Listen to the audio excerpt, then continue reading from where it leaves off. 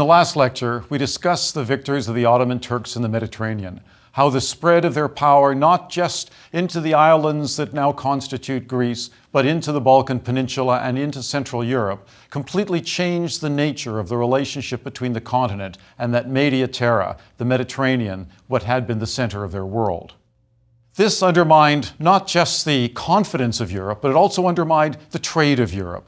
So much of the luxury trade that had enriched the Italian cities, that had financed the Renaissance, and that had driven so much of the social, political, and cultural experimentation of the Italian cities had been based upon long-distance luxury trade. When the Turks were there, though, this trade was more than compromised. It was driven almost into a position where it was much easier, it was much safer, and much more secure to remove your investment out of this long-distance exploration of the East and begin to start thinking of much more secure investments on land. But as the Italians began to decline, as the Italian trade began to be forced into a secondary position, the great states of Northern Europe, the Transalpine monarchies, began to assume a new role. And it began with the explorations of the Portuguese. The Portuguese started to investigate not just the area around the Iberian coast, but increasingly the southern coast of the Mediterranean and then down the coast of Africa in order to explore what had been a territory largely forgotten or unknown to the Romans. The reason for this really rested not just with the desire for pure knowledge, not just the desire to learn something that hadn't been known to the ancients, because the Romans had never really gone beyond sub-Saharan Africa, but because of that same crusading zeal that we have seen in the Iberian Peninsula that resulted in the unification of Spain. This crusading zeal was seen very, very much as part of that Iberian culture. And in particular, the brother of the King of Portugal, Prince Henry, called by history the Navigator, in the first half of the 15th century, began to organize exploration so that he could learn more and more about that African coast. The reason for this, again, is not curiosity, but rather the need to ensure that there would be a way to drive the seemingly invincible powers of Islam from that southern coast of the Mediterranean. The Prince Henry was, in fact, the head of a crusading order. He was a crusader by nature. He was someone who wanted to win victories for Christianity when it seemed as though the Turks were invincible.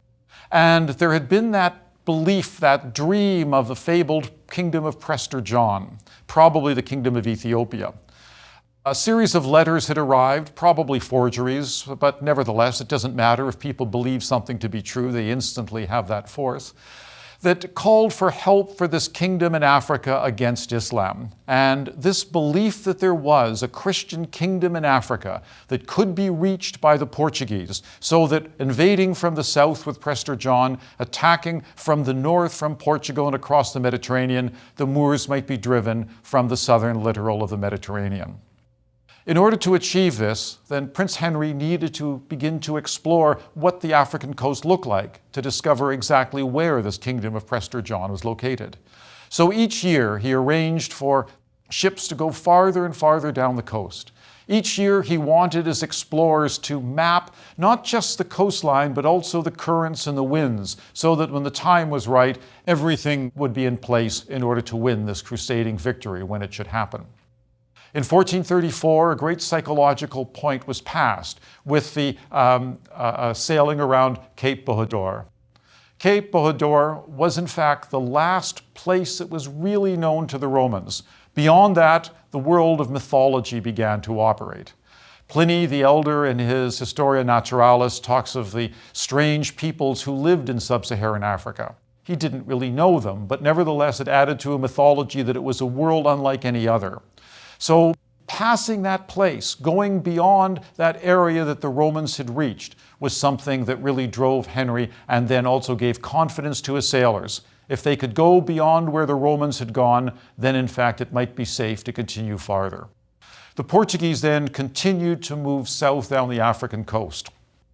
And as they did, they claimed the islands off the coast like Madeira, and they began to put some elements of protected settlement in place in order to protect later voyages. After the death of Henry, these voyages continued, and not just the voyages themselves, but also increasing technical experimentation by ship's architects. The Portuguese are natural sailors. It's a maritime nation. It's a nation of sailors and fishermen. So this continual tinkering with the design of ships, their rigging and sails, allowed the Portuguese to make sure that they would have exactly the right kind of craft that would be able to follow the coastline, move ever farther south, and see exactly what was there. So under King John II of Portugal, in the second half of the 15th century, the second great psychological moment occurred.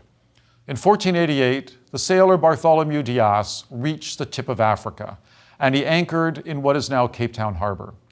The success of this is truly dramatic, and in fact is one of the most significant events of the voyages of discovery. Because what Dias had shown is that Africa has an end. The Romans had never been there. It had never been charted. So Dias had shown that the continent doesn't just go all the way around the world, that it actually has an end and can consequently be circumnavigated. And if that can happen, it means it would be possible to set sail from Portugal and then reach the great cities, the great trading cities, the great spice emporia of the East. It took until 1497-98 until Vasco da Gama made that voyage. Vasco sailed around the coast of Africa and up the eastern seaboard, meeting and fighting with Islamic traders. Those Islamic merchants knew perfectly well that these Western ships would challenge their monopolistic trade on that coast, and so they tried to stop him. But another thing that was shown is that the ships and the equipment, and especially the weapons of the Portuguese, made this fight an unequal one. Vasco da Gama continued to sail up the eastern coast of Africa towards India, which he reached. This voyage was truly a remarkable moment because Europe had now changed completely. What it had shown is that the Italian middlemen, those merchants that had become so rich through trade in the Mediterranean, were no longer needed. That in fact you could sail from the Atlantic Sea coast directly to the cities of India and even to China if you so chose. In 1505, spices could be purchased in Portugal for 20% of the price that the Venetians were charging. Moreover, it was more than an economic decline. The Italians were, to some extent, giving up and just yielding the economic and the exploratory field to the Northern Europeans. The reasons for this are complicated, but they have to do not just with the Turks, but also the circumstances on the Italian peninsula itself. The city of Pisa was conquered by the Florentines. Pisa, one of the great maritime cities that had given so much to the Crusades and so much during the early period of Mediterranean long-distance luxury trade, was now simply the seaport for Florence. Genoa, riven by faction, was ultimately the subject city of foreign powers much greater than itself. Venice, in 1509, suffered its humiliating defeat at Agnadello, where a large Allied army led by the Emperor and the Pope humiliated the city to the point that ultimately Venetian will was lost as well. And increasingly, the Venetians followed the Genoese, followed the other cities of Italy, withdrew money from trade, and started investing in much more secure land rent.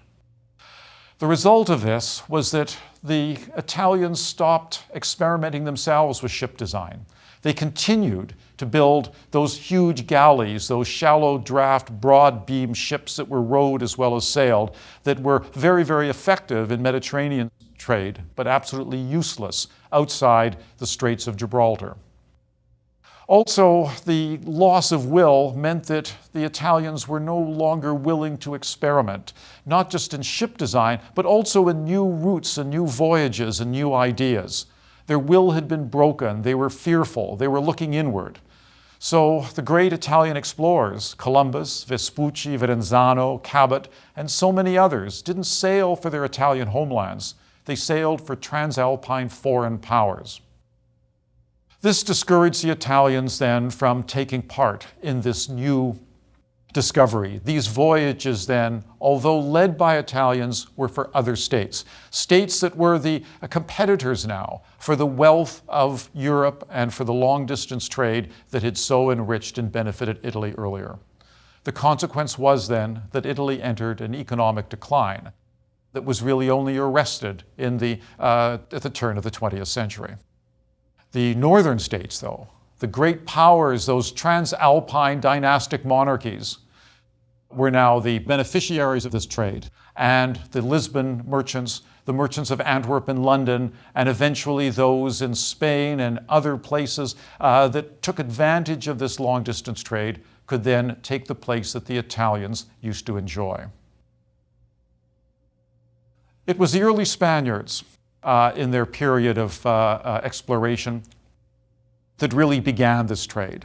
It was the opportunity really of discovering something that had never even been imagined, let alone found, that really again drove the positive psychological effects.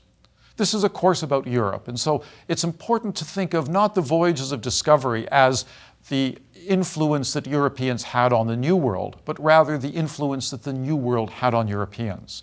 It's to understand that the voyages of discovery changed Europe as much as they changed the cities and that changed the nations and peoples that were discovered by Europeans. Christopher Columbus is probably the most celebrated example of this. Columbus was a curious man. He was a Genoese and born to the sea. And in 1476, he was shipwrecked off the coast of Portugal and became very involved in that desire to know the coastlines, to know the cartography and the voyages of discovery that Prince Henry had put in place. And in 1484, he began thinking about a new route to the east, something that the Portuguese could then benefit from. Not only was there Africa, but also there was the possibility of reaching the east by sailing west. This was a rather curious set of ideas that Columbus had been developing for some time.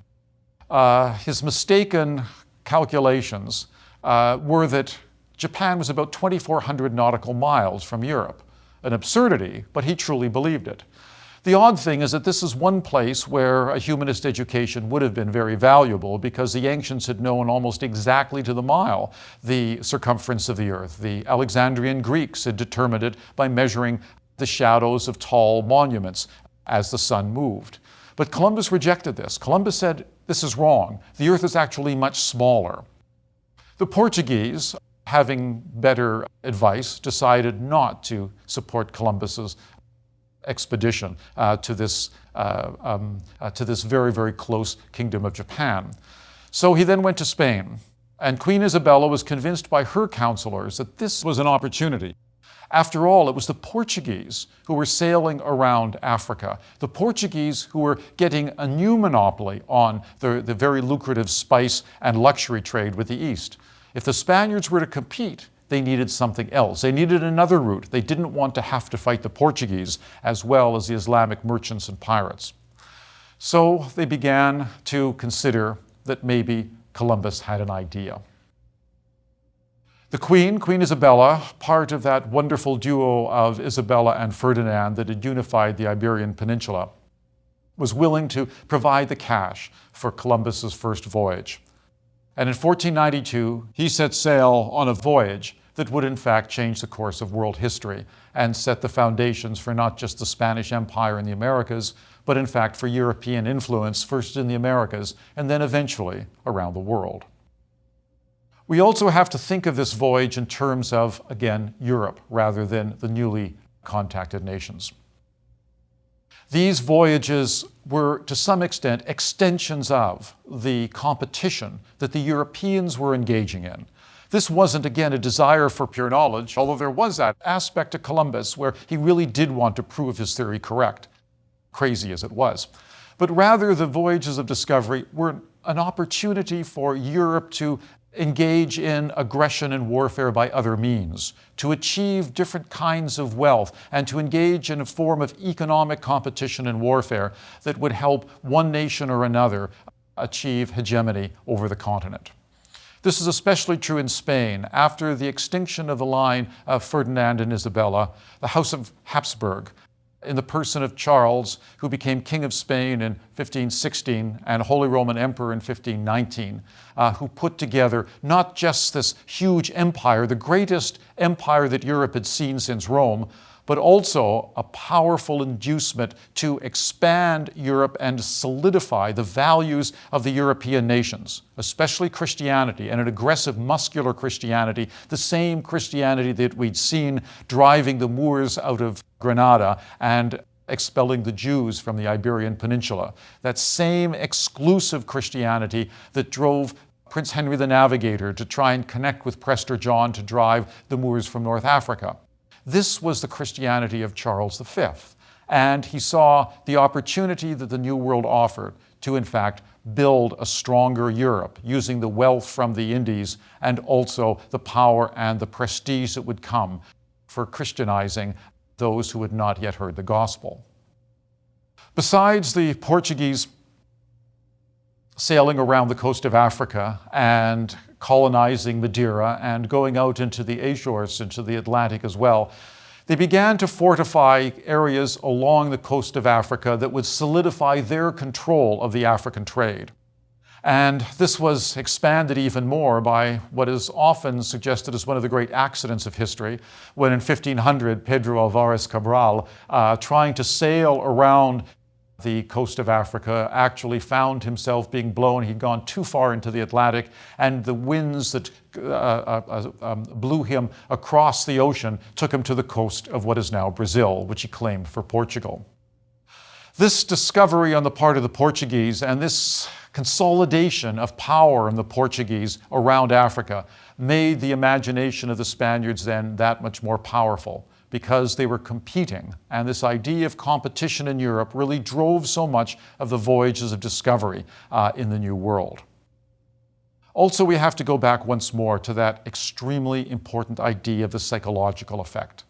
When we think of men walking on the moon, when we read science fiction, when we think of the possibilities that the Hubble Space Telescope and the space station offer to our generation, this is the way we have to think of these voyages of discovery, changing the whole perspective on the universe in a way that previously simply was not imagined.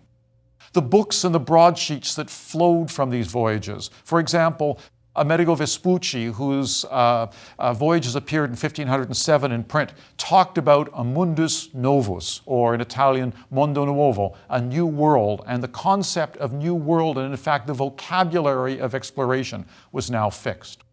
We remember that Thomas More, that Christian humanist, placed his imaginary kingdom of utopia in the New World, and the sailor that discussed it with More in that dialogue was one of Vespucci's sailors, Raphael Hythlodaeus.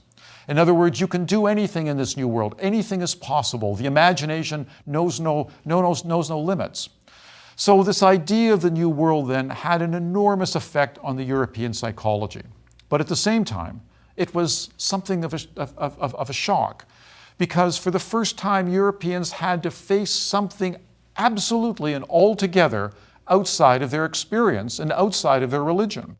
There is no mention whatsoever of a new world, of a whole continent inhabited by other people in ancient literature, except for a cryptic remark in Plato's Republic about the lost island of Atlantis, somewhere outside the Pillars of Hercules, with the Straits of Gibraltar. Moreover, there is not only nothing in the Bible about this, but the Gospels actually seem to preclude the possibility of other people, because the Gospels say they can now be heard around the world. So this psychological shock to Europeans forced them to reevaluate so many of their attitudes, so many of their concepts, and so many of their prejudices. And they had to do so quickly, because, for example, when they came across the peoples of Central and South America, what were they? Were they people at all? Because if so, they were the people that God forgot. They had no benefit of Christian conversion. So were they born to be doomed to hell? It seemed improbable. Were they creatures living in a kind of Eden? Or were they just another conquered people whose treasure, culture, and lives were subject to their conquerors? And that ultimately is to a degree what happened. By 1522, the Portuguese and the Spanish had established outposts very much around the known world. And then they began to work from these in order to conquer the peoples that they contacted. The initial voyages were those of discovery, to map, to chart, to bring back individual elements of their discoveries. But by the time we reach the 1520s, the world changes. It becomes one of conquest and one of the creation of empire. It really begins with Hernando Cortés. Cortés and his desire to conquer this territory of the Aboriginal peoples of Central America is wonderfully described in Bernal Diaz's Conquest of New Spain. Bernal Diaz talks about the violence, the superior weaponry, the dishonest dealings, and to some extent has a great deal of sympathy for the Aboriginal peoples.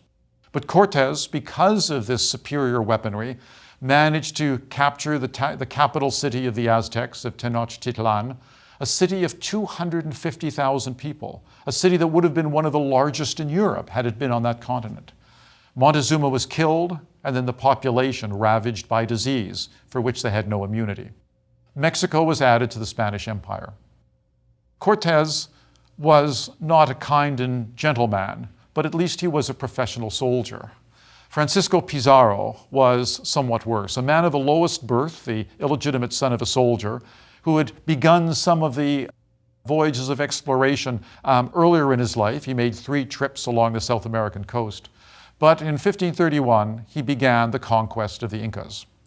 This was an act of such bravado, it's difficult again for us to imagine. The Incas empire was one of the great empires of Southern America. But all that Pizarro had were 180 men and 30 horses. Soon he was supported by Hernando de Soto, who had another 100 men and 25 horses. But 280 men and 55 horses against one of the great empires of the New World. Well, Pizarro did not treat the Incas well. Peru was in the midst of civil strife. It was riven by faction as well, and the Spanish used this in order to conquer and to destroy the Inca Empire. And with the destruction, there ended one of the most culturally rich populations of the Americas, one of the great centers of Aboriginal culture. It is unfortunate that that division and Pizarro's ability to divide and conquer within that empire allowed him to achieve what he did. But at the same time, it was perhaps inevitable. Not only the use of gunpowder, the use of the wheel, but horses, animals that the Inca had not seen, the use of armor, and also the use of the ability to lie, prove that in fact the superiority of the Europeans would be true in victory, but in fact seriously questioned in terms of ethics. We also have to remember that the effect of this creation of empire wasn't just the expansion of the power of the House of Habsburg and Charles V. It wasn't just the enrichment of the Royal House of Portugal. It was in fact something quite different, something quite more significant from a European perspective. Because once the Aztec and the Inca were conquered, once their gold and silver began to flow in almost unending sequence to the old world, then Spain's policies in Europe could be much more aggressive. Then they could use this wealth to try and control the Dutch, to try and defeat the French in that great duel between Habsburg and Valois, trying to control the English who preyed on their shipping and try to keep the Ottomans out of Europe and perhaps even out of the Mediterranean. This wealth that was then concentrated in the hands of the Spanish was used then for European purposes. The empire was seen as a place of production.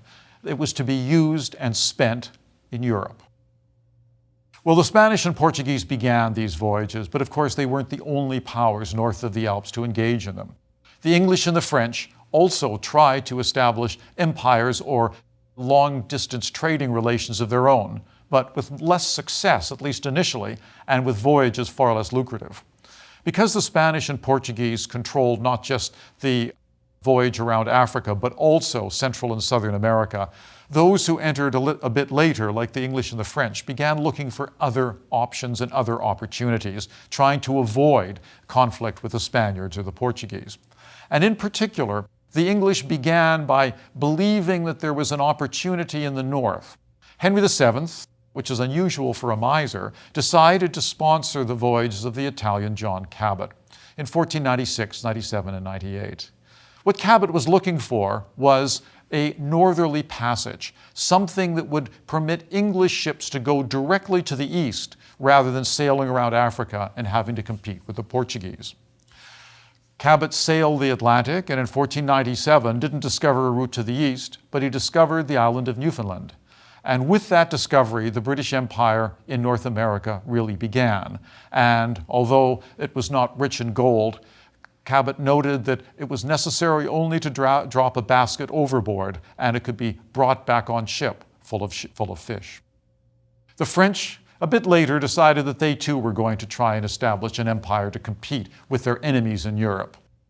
Jacques Cartier in 1534 sailed for his king Francis I. He too was searching for that Northwest Passage. He too was looking for a way to try and enrich the French by not having to compete with the Portuguese or the Spaniards. And as he sailed the coast of Canada, he thought he had discovered that passage. But what he discovered was the St. Lawrence River. He sailed up the St. Lawrence and in 1535, in a subsequent voyage, sailed as far as Montreal. An attempt in 1541 to establish a permanent settlement failed, but the important thing is that the French fact in North America had been established and remains there to this day. There were others who sailed for France, and here too is an example of one of the Italians who realized he could not fulfill his ambitions, could not fulfill his goals by sailing for his own nation. Verenzano, Giovanni da Verenzano, sailed for France in search of the Northwest Passage. In 1523-24, he began to sail along the entire Atlantic coast, from Newfoundland to the Carolinas. He too was looking for that great river that would go through the continent. And again, you must remember that we know how large the North American continent is, but they didn't. And the example of the Isthmus of Panama in the south provided an example of maybe there is an isthmus in the north that could be very easily breached by a single river so that you wouldn't have to sail around the coast of South America and you could go directly to China, India, and Japan by sailing due west. Well, da Verenzano didn't discover that passage, but he did discover the Hudson River and he sailed into New York Harbor. So he too began to settle that world, at least in terms of the voyages that would allow others to follow and establish permanent colonies that would give North America its character. But what all of these voyages indicate, what all of them reflect, is that Europeans are sailing to the New World in order to achieve European goals. They are doing this in order to increase their power and their influence over other European powers. The French and the English are competing with the Spanish and the Portuguese, not just in trade in Europe, but also trade in the world.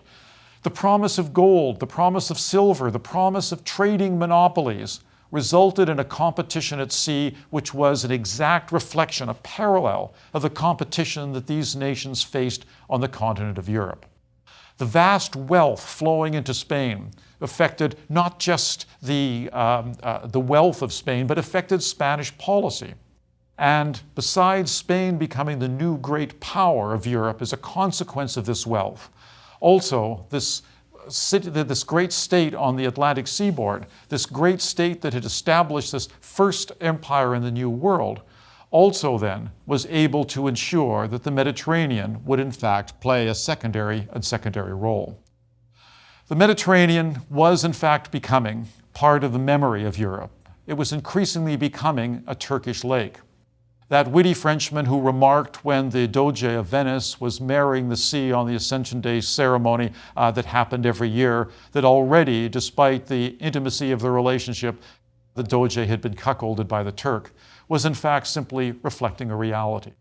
The Mediterranean and the world that had been the center of Europe almost since the beginning of recorded history was now in fact a secondary area, very dangerous and not really worth the risk. All of the new energy, the new imagination was in fact in the new empires and the Atlantic seaboard. The power in Europe had shifted together with the economy of Europe. All of the ballast of European experience and the hope for Europeans' future now resided north of the Alps. And it was these powers that would begin to define, and these powers that would begin to pursue a new set of policies that would give rise to a new kind of Europe. A Europe, again, of empires, and a Europe that faced great challenges, but also now had the ability to exercise its power in a way previously unimagined because of the wealth that flowed from the Indies. Europe then was changed as much by the voyages of discovery as the voyages of discovery changed the rest of the world. And this is always an important point to remember, especially as we begin in our next lecture to discuss the revolutions that were changing the continent itself, and how these revolutions, again, affected the psychology and the perspective of a continent that now was being riven by forces which just a few decades before it could not even have imagined.